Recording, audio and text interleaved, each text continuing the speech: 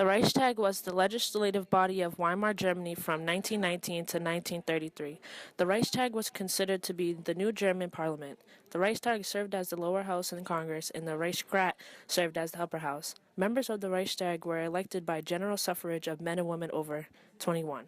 The Weimar political system turned democratic, allowing multiple voices and points of view. The Reichstag had significant problems as there were numerous political parties opposing each other. The lack of majority in government made the executive government difficult. The Reichstag was now in charge of appointing chancellors.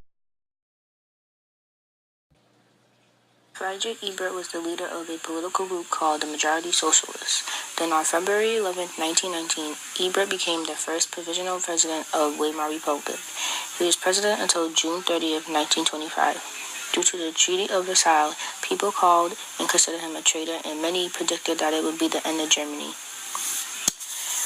He had also dealt with the Freikorps and the attempt to take over Berlin, with Cap push appealing workers to go on strike. Also, he had dealt with occupation of the Rue by French and Belgian troops after reparations had not been paid, resulting in strikes and economic impact.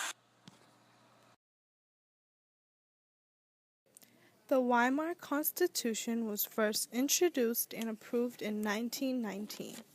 It was a new government formed after Germany lost World War I and the king left the country. When writing the Constitution, questions rose like, who writes the laws? Who picks the leaders? This Constitution is very significant because not only did it just cover up the political structure, but also considerable extracts from Part 2, Fundamental Rights and the Duty of the Germans. The Weimar Constitution is important for understanding how the new regime developed.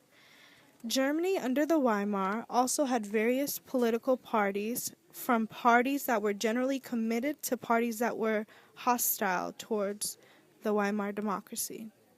The Constitution had three main forms of power, like the president, who was chosen by the German people, and his term in office lasted about 7 years. The chancellor, who determines the main lines of policy for which is responsible for the Reichstag, and the Reichstag, which allows for the Reichsrat to form, giving German states representation.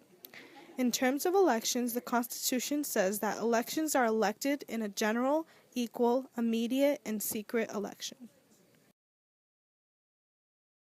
The Spartacist Uprising was a series of strikes and armed battles by two influential parties in Germany. It lasted from January 4th to the 19th, 1919, and involved Friedrich Ebert from the Social Democratic Party and Karl Liebknecht and Rosa Luxemburg from the German Communist Party, later renamed the Spartacist League.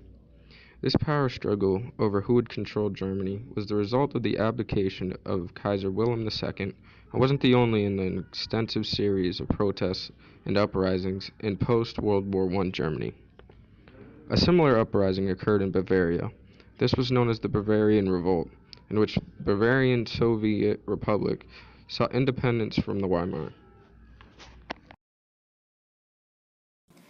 The hyperinflation crisis of 1923 undermined the Weimar Republic due to hyperinflation negatively affecting the working class, devaluing the currency, and confusion within individuals and social status. Inflation impacted most of the working class negatively. Workers with little experience or skill would eventually lose their spendings.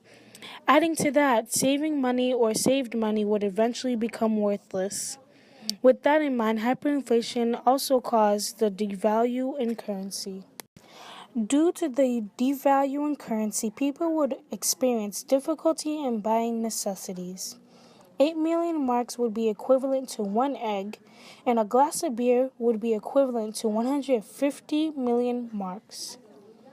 Workers would rush to spend their wages before they lost more value.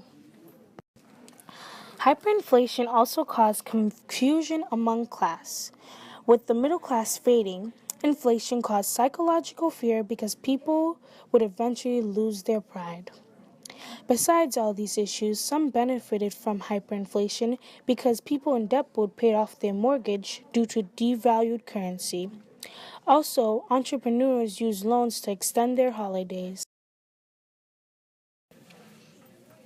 The Bavarian Revolt in 1923 occurred after the defeat of Germany in World War I. In 1923, Bavarian monarchists and the Bavarian People's Party attempted to seize control of the government and declare Bavarian independence at last. This was all to restore the Bavarian monarchy. On March 13, 1920, Wolfgang Kapp and Walter von Lutwitz tried to eradicate the result of the German Revolution by overthrowing the Weimar Republic and creating a new right-wing autocratic government instead. Walter Rathenau, a foreign minister of the Weimar, signed the Treaty of Rapallo, which angered a right-wing terrorist group. Rathenau was killed, and he was seen as a martyr for democracy by the public. Matthias Erzberger was criticized for signing the World War I armistice and became a product of Nazi propaganda. Branded as one of the November criminals, Erzberger was seen as a traitor of the right, so he was assassinated as a result.